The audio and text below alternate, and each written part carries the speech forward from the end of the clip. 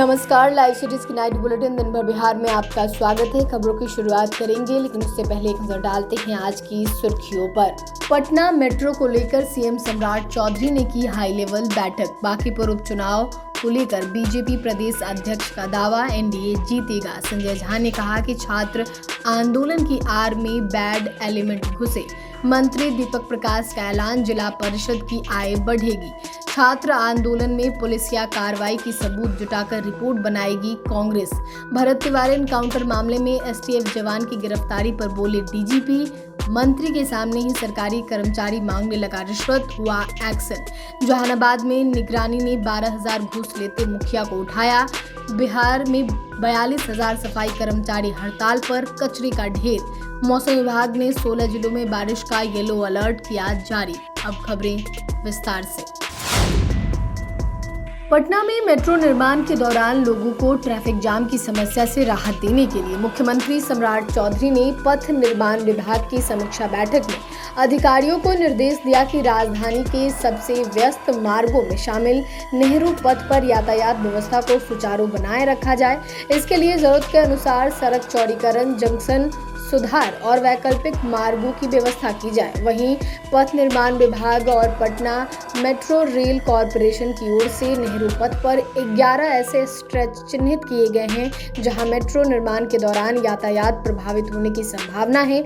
मुख्यमंत्री ने अधिकारियों को निर्देश दिया है कि इन सभी स्थलों का निरीक्षण कर वास्तविक स्थिति का आकलन किया जाए।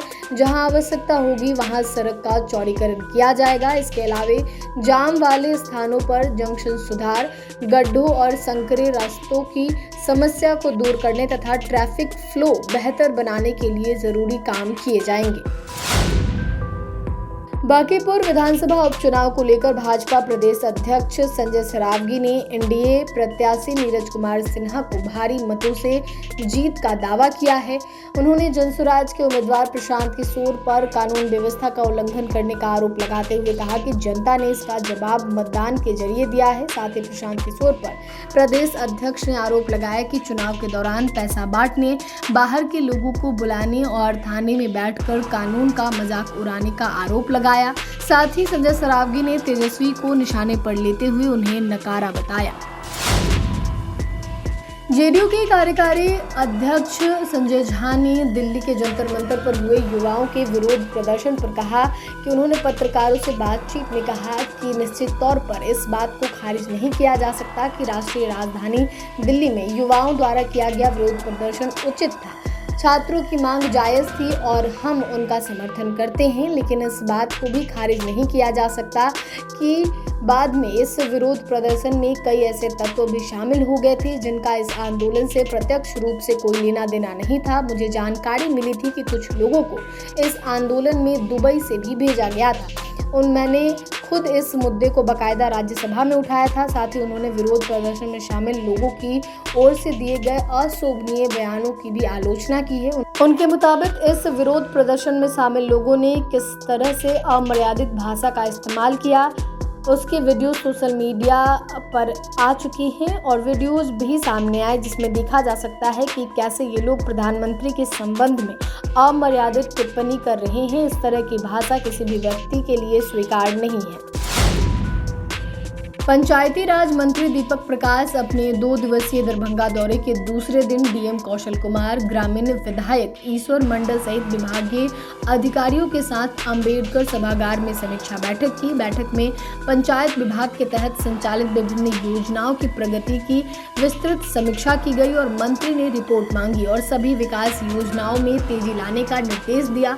वहीं मंत्री दीपक प्रकाश ने जिला परिषद की आय को बढ़ाने को लेकर सरकार की नई रणनीति की जानकारी दी। उन्होंने कहा कि समीक्षा के दौरान यह बात सामने आई कि जिला परिषद की कई संपत्तियों में अपेक्षित आय नहीं हो रही है। इस पर विभागीय स्तर पर गंभीर चर्चा हुई और आवश्यक कार्रवाई के निर्देश दिए गए। मंत्री ने बताया कि जल्द ही एक राज्य स्तरीय कमेटी का गठन किया जाएगा।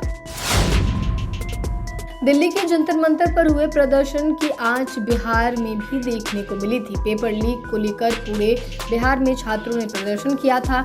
इस दौरान कई छात्रों को डिटेन कर जेल भेजा गया था। पुलिस ने गोलियां भी चलाई थी।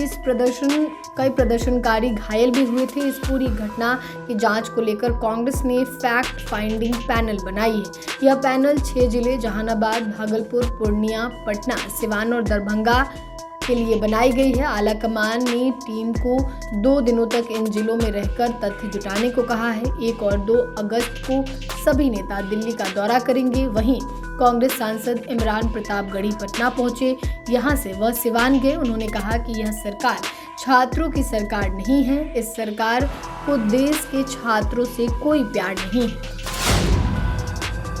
भोजपुर के भरत तिवारी एनकाउंटर मामले में गोली चलाने वाले बिहार एसटीएफ के जवान अक्षय कुमार को गिरफ्तार कर लिया गया है। इस मामले में गिरफ्तारी के बाद बिहार के डीजीपी विनय कुमार की प्रतिक्रिया सामने आई। उन्होंने पटना एयरपोर्ट पर पत्रकारों से बातचीत के दौरान कहा कि एविडेंस के आधार पर कार्रवाई हुई है, आगे भी कार्रवाई होगी। जुडिशियल इंक्वायरी और इन्वेस्टिगेशन दोनों चल रहे हैं। भरत तिवारी का एनकाउंटर 17 जून को हुआ था। उसकी मां आशा देवी ने अक्षय कुमार पर हत्या का आरोप लगाया था।